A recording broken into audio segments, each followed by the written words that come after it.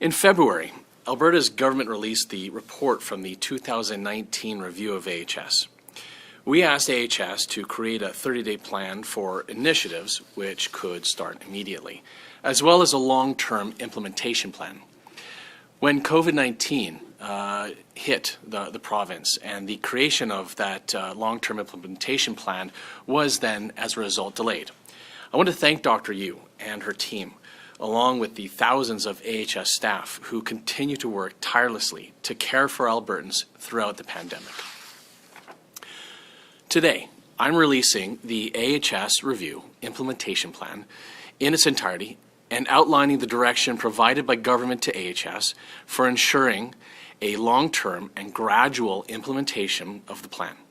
First and foremost, this approach will ensure Alberta's pandemic response remains our top priority. Throughout the pandemic, Alberta's government has promised that the health system would have the resources needed to keep Albertans safe, regardless of the budget. We're keeping our word, because keeping Albertans safe throughout the pandemic is our highest priority, in spite of the economic crisis and the significant budget challenges that we're facing as a government and as Albertans. During the first comprehensive review of Alberta Health Services since it was formed 10 years ago, Ernst & Young made a compelling case for changes which would reduce costs and improve performance. While we're still committed to the goals of the review, our global landscape has changed significantly, namely by responding to the pandemic. And I've directed AHS that nothing must compromise this response. This is why we're only prepared to proceed with a portion of the actions identified in the AHS implementation plan. Protecting Albertans from COVID-19 must come first. And let me be clear. Through the course of the pandemic, the healthcare system has added hundreds of new roles and positions which have been vital to our world-class response. This won't change.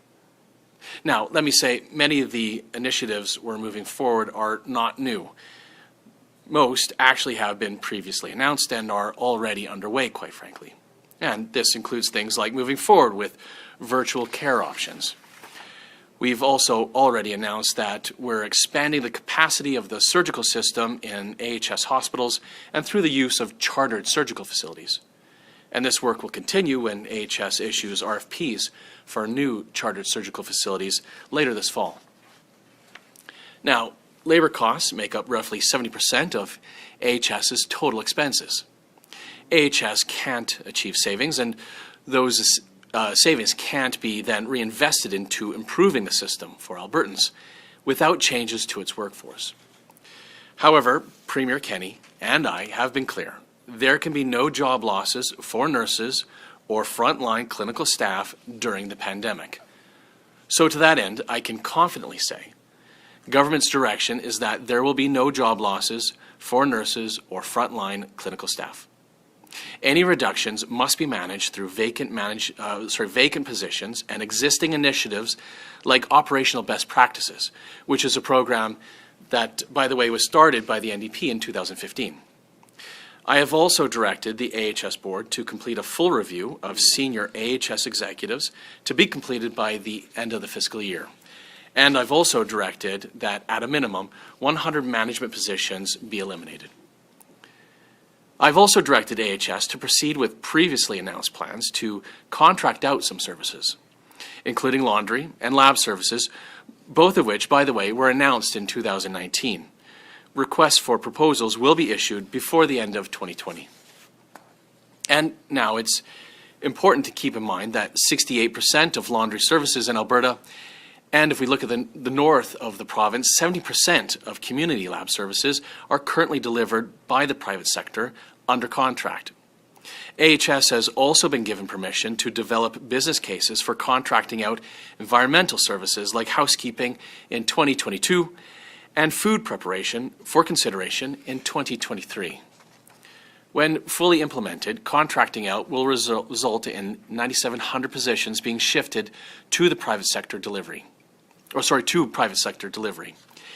Contracting out these services allows AHS to get the best value from private partners and focus on patient care and meeting community health care needs.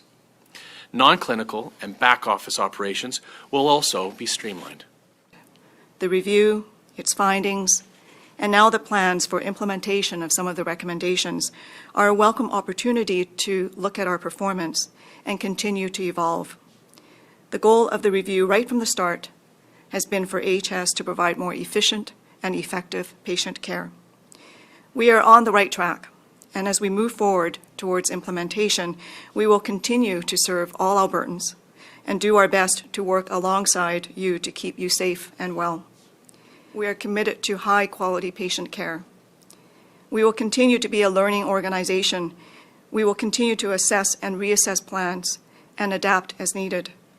We will make sure that changes are done with a long view of a 10-year vision for healthcare in Alberta. We will ensure that local decision-making and local input is embedded in our work. We will respect and support employees and physicians through any changes. We will make sure that change supports our patient-first strategy and that patients are engaged through the continued planning and implementation work. And finally, we will continue to engage our stakeholders and communities throughout.